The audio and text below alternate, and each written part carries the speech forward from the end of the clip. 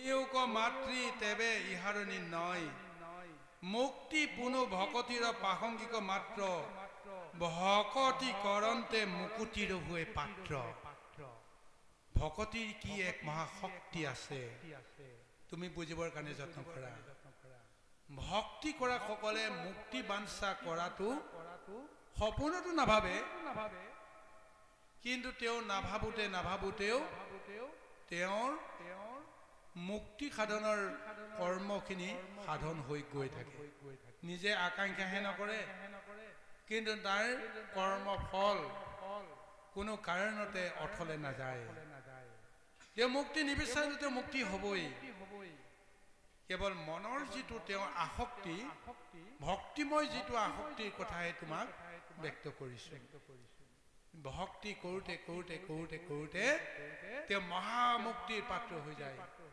জীৱন্ততে তেওঁ মুক্তি হৈ যায় এয়া ভকতৰ কি মহাশক্তি চাওকচোন বাৰু এতিয়া বৈকুণ্ঠৰ পাৰিষদত প্ৰভু ভগৱন্তে ছজন ভকতক স্থান দিছে যি ছজন ভকত জন্ম মৃত্যুৰ পৰা তেওঁলোক মুক্ত পুনৰ জন্ম ল'ব নালাগে আৰু মৃত্যু তেওঁলোকৰ কাৰণে সম্ভৱ নহয় চিৰদিন প্ৰভু ভগৱন্তক আত্মাক লৈ তেওঁলোকে ভকতি কৰ্ম সাধন কৰিছে ইয়াৰ বাহিৰে তেওঁলোকৰ অন্য কৰ্ম নাই তেতা যুগত 3 জন দাপৰত 3 জন এই হৈছে 6 জন মহাভক্ত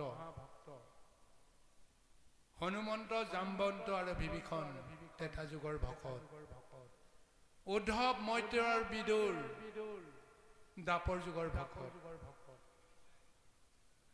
এতিয়া অন্য বংশৰ কথা বা নকওঁ যদুবংশত জন্ম হোৱা উদ্ধৱৰ কথা কওঁ যদুবংশত জন্মগ্ৰহণ কৰা এই জীৱবিলাক 3টা অভিশাপত অভিশপ্ত হৈ শেষত ধ্বংস কৰি সমস্তকে লৈ গুচি গ'ল প্ৰথম অভিশাপ লাগিল যজাতিৰ পৰা যজাতিয়ে যদুক দিলে মহা অভিশাপ তোমাৰ বংশত কোনোদিন ৰজা হ'ব নোৱাৰে এক অভিশাপ দ্বিতীয় অভিশাপ দিলে গান্ধাৰীয়ে যুদ্ধৰ শেষত কৃষ্ণই যেতিয়া গান্ধাৰীক লগ কৰিবলৈ গৈছিল সেইখিনি সময়তে গান্ধাৰীয়ে দিলে সেই অভিশাপ মোৰ বংশটো যেনেকৈ তুমি ধ্বংস কৰিলা তোমাৰ চকুৰ আগতে তোমাৰ বংশও ধ্বংস হৈ যাব তুমি একো কৰিব নোৱাৰিবা এইটো হৈছে দ্বিতীয়টো অভিশাপ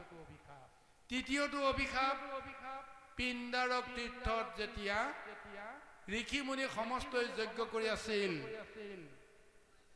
যদু বীৰ সকলৰ কেইজনমান দুষ্টই মতা মানুহকে মাইকী মানুহ সজাই পূৰ্ণ গৰ্ভৱতী নাৰী সজাই ঋষি মুনি সকলক ভান দিবৰ কাৰণে গৈছিল যে এই গৰ্ভত এটা সন্তান আছে পূৰ্ণ গৰ্ভৱতী এগৰাকী নাৰী যিকোনো সময়তে সন্তান প্ৰসৱ কৰিব কিন্তু এওঁ জানিব বিচাৰে তেওঁৰ সন্তানটো কি মতা নে মাইকী ল'ৰা হ'ব নে ছোৱালী হ'ব তেওঁ পুত্ৰ সন্তান আশা কৰি আছে গতিকে আপোনালোকে ক'ব লাগে ব্ৰহ্ম ঋষিসকলে চিন্তা কৰি পালে যে কৃষ্ণৰ বংশত এক মহা দুৰ্জন কেনেকৈ সম্ভৱ মই যদি এওঁলোকক অভিশাপ দিওঁ আমি যদি অভিশাপ দিওঁ তেতিয়াহ'লে ভগৱন্ত কৃষ্ণৰ ৰুখত আমি পৰিব লাগিব প্ৰথমতে শংকিত হৈছিল তাৰ পিছত ভগৱন্তক যেতিয়া তেওঁলোকে ধ্যান কৰিলে ভগৱন্তে তেওঁলোকৰ অন্তৰ চেতনাটো দি দিলে তোমালোকে যিটো ভাবিছা সেইটোকে কৰা মই তোমালোকক সেই কাৰণে মাতি আনিছো গতিকে মই কৰিব নোৱাৰা কৰ্মটো তুমি কৰা তোমালোকে কৰা তাৰ পিছত সেই মহা অভিশাপ প্ৰদান কৰি দিলে যে এই গৰ্ভত ল'ৰাও নাই ছোৱালীও নাই এটুকুৰা মুখল আছে মুখল জন্ম হ'ব মুখল টুকুৰাই তোমালোকৰ সমস্ত যদুবংশৰ ধ্বংস কৰি দিব আৰু সেই কাৰণে যদুবংশ সেই মুখলৰ কাৰণতে ধ্বংস হৈ গ'ল কিন্তু সেই যদুবংশত জন্মগ্ৰহণ কৰা উদ্ধৱক প্ৰভু ভগৱন্ত কৃষ্ণই প্ৰবাসলৈ যজ্ঞ কৰিব অহাৰ সময়ত সকলোকে মাতি লৈ আহিল, আহা যজ্ঞ কৰো। প্ৰবাসত যজ্ঞ কৰি চন্দ্ৰই দক্ষ সাপৰ পৰা মুক্ত হল, আমিও যজ্ঞ কৰিলে ঋষি সাপৰ পৰা মুক্ত হম, আহা। উদ্ধৱক কোনেও একো নকলে। উদ্ধৱে জ্ঞান দৃষ্টিৰে বুজি পালে কথাটো বিপৰীত, সকলোকে মাৰিবৰ কাৰণে লৈ গৈছে। কৃষ্ণ আৰু যি ওলাই গৈছে আৰু এইখন সংসাৰলৈকে আৰু ঘূৰি নাহে, দ্বাৰকালৈ ঘূৰি নাহে, তেওঁ পোনে পোনে বৈকুণ্ঠলৈ গুচি যাব। মই কাৰ লগত থাকিম? তেওঁ গৈ কৃষ্ণক কৈফিয়ত কৰি নানা ধৰণৰ প্ৰশ্ন সুধিলে। একাদশ অধ্যায়ত সেই বিষয়টো আছে, কিন্তু বিষয়টো আমি আলোচনা কৰিছো এই কাৰণেই যে এই ঋষিৰ অভিশাপে মোক কিয় পৰখ নকৰিলে? উদ্ধৱে প্ৰশ্ন কৰিছে। কৃষ্ণই কৈছে যে তুমিতো মহাভক্ত, তুমি এতিয়া বংশৰ পৰিচয় তুমি হেৰুৱাই পেলালা, বংশৰ পৰিচয়ৰ ঊৰ্ধত গলা তুমি। কাৰণ এতিয়া তুমি অনুভৱ কৰিলা যে কৃষ্ণৰ অবিহনে এইখন সংসাৰ অসাৰ, গতিকে কৃষ্ণ নাথাকিলে মই কেনেকৈ থাকিম? গতিকে তুমি জীৱাত্মাৰ ৰূপ লৈছা, মোক পৰমাত্মাৰ ৰূপে তুমি জ্ঞান কৰিছা, যাৰ কাৰণত এতিয়া তোমাৰ জন্ম মৃত্যু সমস্তৰ পৰা তুমি মুক্ত। এতিয়া তুমি বিষয়ৰ বাসনাৰ পৰা মুক্ত, বংশৰ পৰিচয় তোমাক এতিয়া বান্ধি ৰাখিব নোৱাৰে। সেইকাৰণে মই যাব লাগিব, তুমি কিন্তু থাকিব লাগিব। মহাভক্তক কেনেকৈ কৃপা কৰিছে। আজি যেন সেই কথাটোকে কপিল মহাপ্ৰভুৱে মাতৃ দেৱহূতি কৈছে যে মোৰ ভক্তসকলৰ সেই পৰম যিটো শক্তি, সেই শক্তিটো লাভ কৰি জীৱনতে তেওঁলোকে মুক্ত হৈ থাকিব পাৰে। তেওঁলোকৰ বৈকুণ্ঠলৈ যোৱাৰ কাম নাই, স্বৰ্গত যোৱাৰ কাম নাই। য'তে আছে ততে স্বৰ্গ, য'তে আছে ততে বৈকুণ্ঠ। য'তে তেওঁলোকে মোক বিচাৰে মই তাতে আহি তেওঁলোকক দৰ্শন দিবলৈ বাধ্য। ঈশ্বৰ য'ত বৈকুণ্ঠত, ঈশ্বৰ য'ত ভকত, ভকতৰ লগতহে ভগৱন্তে পৰিচয় দিয়া আদি কৰে, নহলে লগতে থাকিও নাই বুলি কয়। যে আমাৰ লগতে আছে, তেওঁতো আমাক নাই বুলি কৈ আছে। মহা অহংকাৰীজনে কোনো দিন ভাবিব নোৱাৰে, মহাবিষয়ীজনে কোনো দিন ভাবিব নোৱাৰে যে কৃষ্ণৰ কাৰণতে যে মই কৰ্ম কৰি আছো, কৃষ্ণৰ কাৰণতে যেন মই সমস্ত সম্পদ মই আহৰণ কৰি আছো। নিজকে পৰিচয় দিয়ে এইখিনি কাৰ কাৰ, এইখিনি বোলে মোৰ, কিন্তু কোনোৱে নকয় যে এইখিনি ঈশ্বৰৰ, কোনোৱে নকয়। গতিকে সেইজনক প্ৰভু ভগৱন্তে থাকিও নাই বুলি কয়। গতিকে অদৃশ্য পৰমাত্মা প্ৰভু ভগৱন্ত সৰ্বসাক্ষী হৈ কাক দয়া কৰিব লাগে, কাক কৃপা কৰিব লাগে তেওঁ কৰি আছে। কিন্তু যিজনে কয় নাই প্ৰভু তুমি মোৰ লগতে আছা, তুমি মোৰ লগতে আছা, মই তোমাৰ লগত থাকিব লাগিব। প্ৰশ্নটো সেইটো, তুমি মোৰ লগত আছা প্ৰভু মই জানিছো, কিন্তু মই যে তোমাৰ লগত থাকিব পৰা নাই, মই তোমাৰ লগত থাকিব বিচাৰিছো, তুমি তোমাৰ লগত মোক ৰাখা। এইটোহে আচলতে ভক্তিৰ ব্যৱস্থা। আজি কৃষ্ণই বা কপিল মহাপ্ৰভুৱে সেইটো ৰূপকে তেওঁ কবলৈ গৈ আছে। যোনো বোলা ব্ৰহ্মপ্ৰাপ্তি ফল কৰি কয়, শুনি উক মাতৃ তেবে ইহার নির্ণয়, মুক্তিপূর্ণ ভকতির প্রাসঙ্গিক মাত্র, ভকতি করন্তে মুকুতির হুয়ে পাত্র। মুক্তির এটা প্রাসঙ্গিক এটা ৰূপহে, কিন্তু ভক্তি কৰাৰ লগে লগে মুক্তিটো তেওঁ সাধনে হৈ গৈ থাকে। আৰু কৈছে ভকতিৰ আগে মা মুখ্য গুণ হয়, ভকতিয়ে মুখ আতি অধীন কৰে। ভক্তিৰ সন্মুখত মুক্তি কোনো কথাই আহিব নোৱাৰে। ভক্তি কৰোঁতে কৰোঁতে তেওঁ মোতকৈ ওপৰলৈ গুচি যায়, গতিকে মোকে তেওঁ অধীন কৰি পেলায়। গতিকে ভক্তি এই মহাশক্তি। গতিকে সেইকাৰণে কৈছে আবে এহি ভকতিৰ শুনিও সাধন, মোটো সমৰ্পিয়া কৰিবেক কৰ্মগণ। গতিকে এনেকুৱা এক মহাভক্তি তুমি কেনেকৈ সাধন কৰিব লাগিব এই বিষয়ে তুমি শুনা। কাৰণ এইখন বিষয় সংসাৰ, এইখন বিষয়ৰ সংসাৰত নানা ধৰণৰ দুখ সুখ এই সমস্তবিলাক তুমি এতিয়া আতংকিত হৈ আছা সেইবিলাকৰ কাৰণত। এইকাৰণেহে মই গুচি যোৱাৰ কথা শুনাৰ লগে লগে তুমি ভয় ভীত খাই কম্পিত হৈ আছা। মই অকলশৰীয়া এগৰাকী নাৰী, এইখন সংসাৰত মই কেনেকৈ জীয়াই থাকিম, কেনেকৈ মই সুখী হ'ম।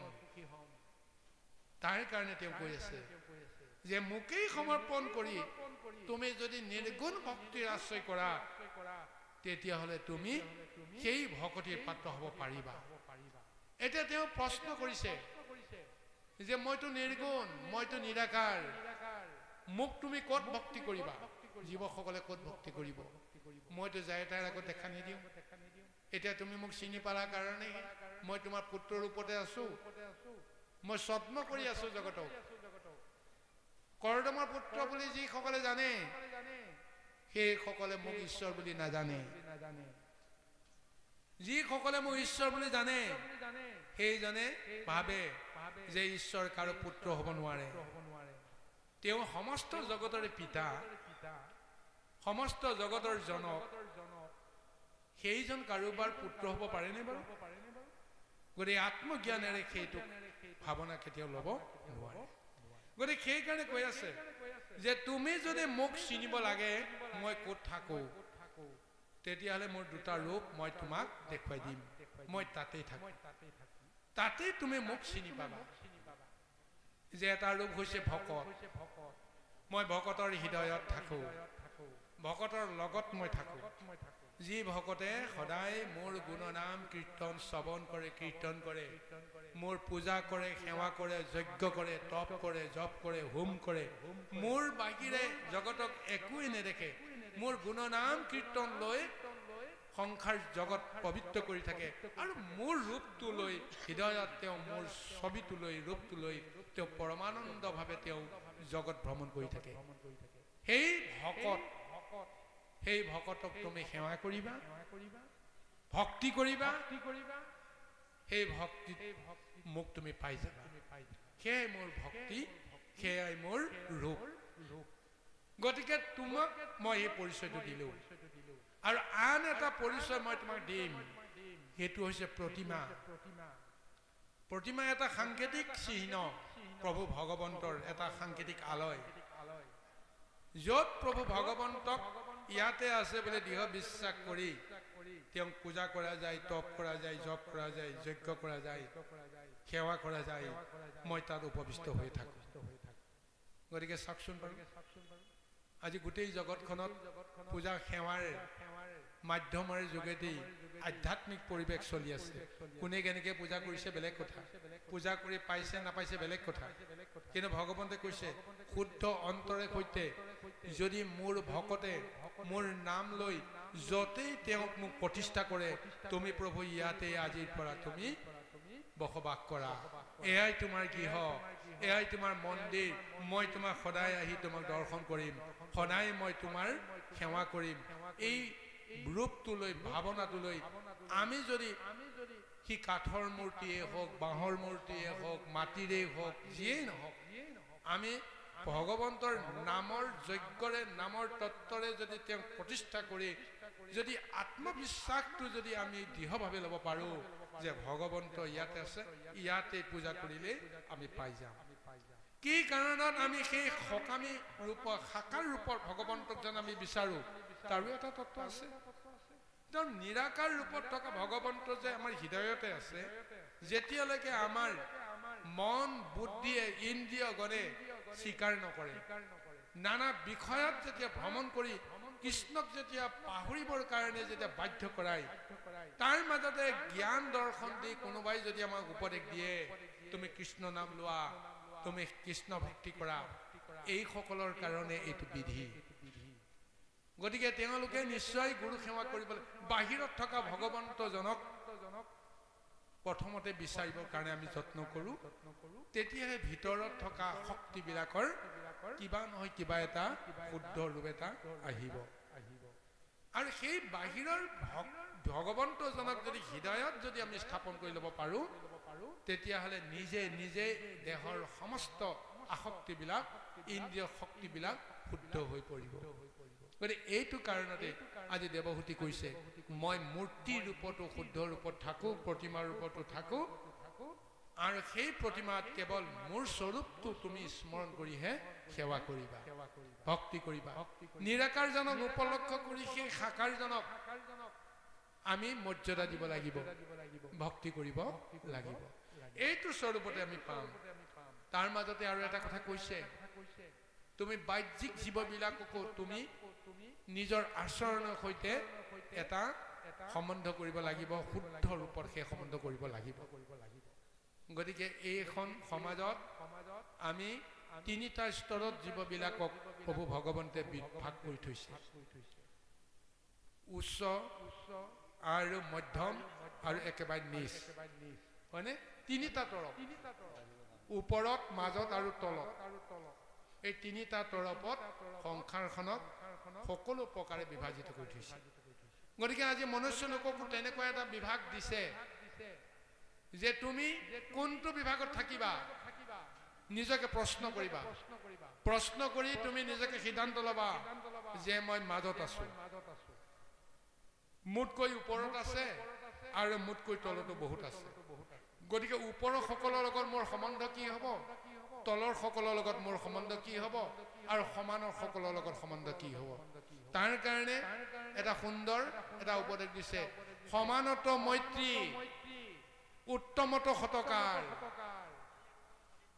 সমান যিসকল লোক সেই সকলৰ লগত মৈত্ৰী ভাৱনা বন্ধু ভাৱনা সমমান এক ধাৰণা ল'ব দিছে কোনো উচ্চ নহয় কোনো নিচ নহয় আমি সকলো সমান গতিকে ভক্তিময় ভাৱনাত কেতিয়াও উচ্চ নিচ ভাৱনা আহিব নোৱাৰে আৰু দ্বিতীয়টো ভাৱনা ল'ব দিছে যে উত্তমত শতকাৰ আমি চিনি পাওঁ কোন আমাতকৈ শ্ৰেষ্ঠ আমাতকৈ উত্তম কোন গুৰুস্থানীয় লোকসকল এইসকল জানো দেৱতুল্য পুৰুষসকল যিসকলৰ শক্তি সামৰ্থ্য আমাতকৈ বহু গুণে উচ্চ অন্তত আমি নিজে নিজেতো আমি উপলব্ধি কৰোঁ যিবোৰ কৰ্ম আমি কৰিব নোৱাৰো যিবোৰ কৰ্ম যিসকলে কৰি জগতক আচৰিত কৰি আছে গতিকে সেই সকলক আমি কি কৰিব লাগিব সৎকাৰ কৰিব লাগিব শ্ৰদ্ধা কৰিব লাগিব তেতিয়া সেই সকলৰ লগত আমাৰ সম্বন্ধ আহিব হয়নে নহয় কওকচোন আৰু একেবাৰে ক্ষুদ্ৰ যিসকল আমাতকৈ নিচ সেই সকলকো আমি চিনি পাওঁ কোনসকল আমাতকৈ নিচ বিভিন্ন পৰ্যায় সামাজিক এটা আচৰণ আমাৰ এটা ডাঙৰ বিল্ডিং আছে দুমহলীয়া তিনিমহলীয়া ঘৰ আছে কাৰোবাৰ থাকিবলৈ জুপুৰিটো নাই তাতে ওলাই যায় তেওঁ আৰু মোৰ মাজত পাৰ্থক্যটো আৰু কত জীৱ আছে সেই জীৱবিলাক আমাতকৈ তুচ্ছ জীৱ আমি নিজে চিনি পাওঁ গতিকে ভগৱন্তে কৈছে সেই জীৱবিলাকৰ লগত তুমি কি কৰিবা দয়া কৰিবা কৃপা কৰিবা তেওঁলোকক সহায় কৰিবৰ কাৰণে সদায় মনেৰে সৈতে বাঞ্ছা কৰিবা এনেদৰে যদি তিনিটা স্তৰত তোমাৰ নিজৰ আচৰণ যদি শুদ্ধ কৰা তুমি সমস্ত জীৱৰ তুমি বন্ধু হৈ পৰিব পাৰা কোনো কাৰণতে তোমাৰ হিংসা দেহ কপটতা এইবিলাক বৃত্তি ইন্দ্ৰিয় বৃত্তিবিলাক তোমাৰ দেহৰ ভিতৰত আৰু থাকিব নোৱাৰে শুদ্ধ হৈ যাব সমস্ত দেহ ইন্দ্ৰিয় বৰ্গ তেতিয়াই সমস্ত ইন্দ্ৰিয় ভক্তি কৰাৰ সামৰ্থ্য লাভ কৰিব পাৰে আজি এই তত্ত্ব জ্ঞানটোকে দেৱভূতিক প্ৰদান কৰিছে স্বয়ং প্ৰভু ভগৱন্ত কপিল কৃষ্ণ